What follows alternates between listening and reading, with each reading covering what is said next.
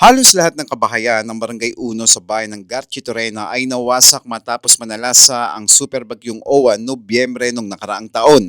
Yan ay matapos masira ang seawall na dapat sanay proteksyon sa mga residente laban sa malakas na alon at storm surge. Ang nangyari dito, kahit itong mga mahihina pa yung bagyo, plus yung mga nakaraang pang mga bagyo, especially yung uwan, sobrang lakas po nun, di ba? So parang nangyari po, lahat po ng seawall na yun, napiktuhan siya. So nagiba po lahat.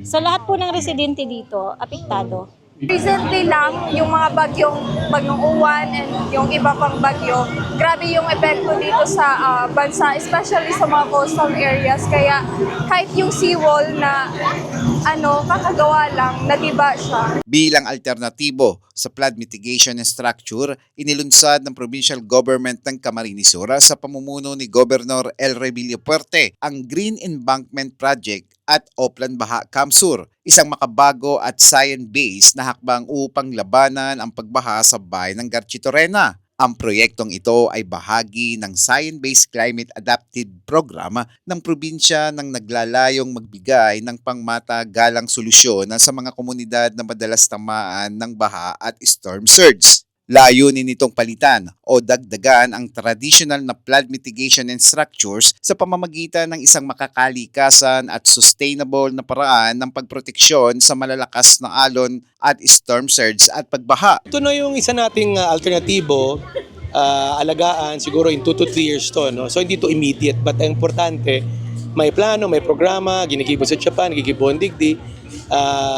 Kahit na ipa-repair yung flood control na yan, at the end of the day, kailangan mo rin ng mga green embankment na additional protection, at the same time, pagpagayon ng lugar.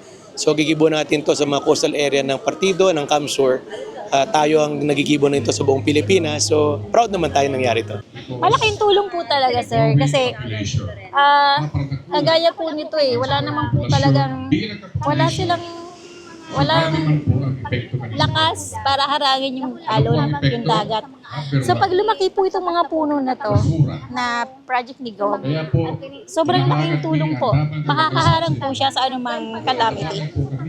So lahat po ng taga-Garchitorena is mabibigyan po talaga ng privilege. Malaking tulong po ito since mapiprevent po nito na mas yung mga tubig sa magdagos po ang mga tubig dito sa mga bahay-bahay na malapit.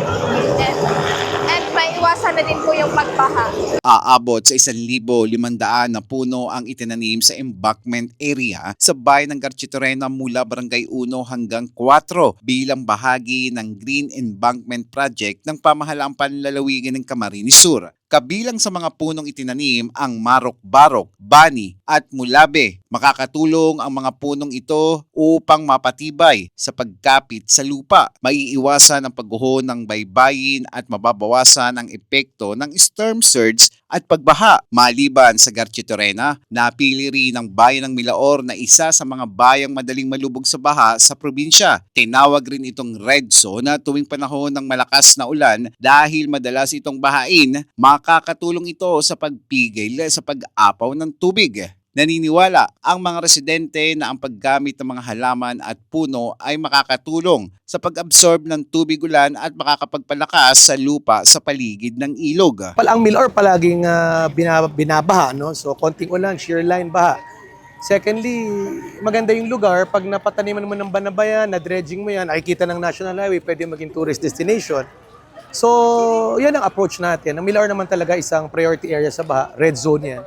So, napili natin, then pinili natin ito dahil pag nag-overflow to, na palagi na overflow, nagbabaha yung National Highway. So, yan ang importante. Sa pamamagitan ng proyektong ito, inaasahan na hindi lamang mapapalakas ang depensa ng lugar laban sa baha, kundi makakatulong din ito sa pangangalaga sa kalikasan at panunumbalik ng luntiang kapaligiran sa coastal area ng bayan.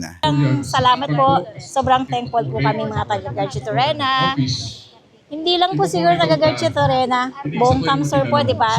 Lahat po nabibigyan ng tulong, ng privilege. Kahit po gaano kalayo is talagang binibigyan niya ng pagkakataon. na mabigyan ng tulong. Wala po siyang pinipili, kaya the best po talaga si Good Area. Thank you so much for coming and malaking tulong po talaga itong initiative nyo sa aming municipality and I hope mapalaganap din po ito sa ibang lugar here sa Camarines Sur. Salamat po dahil kahit po mahirap yung gawa ng solusyon to, nagawan pa rin po nila ng paraan para po sa komunidad namin. Livelihood project din ng programa na katuwang ang mga residente sa pagtatanim ng mga puno bilang proteksyon sa baha. Eli Balbin, CSN.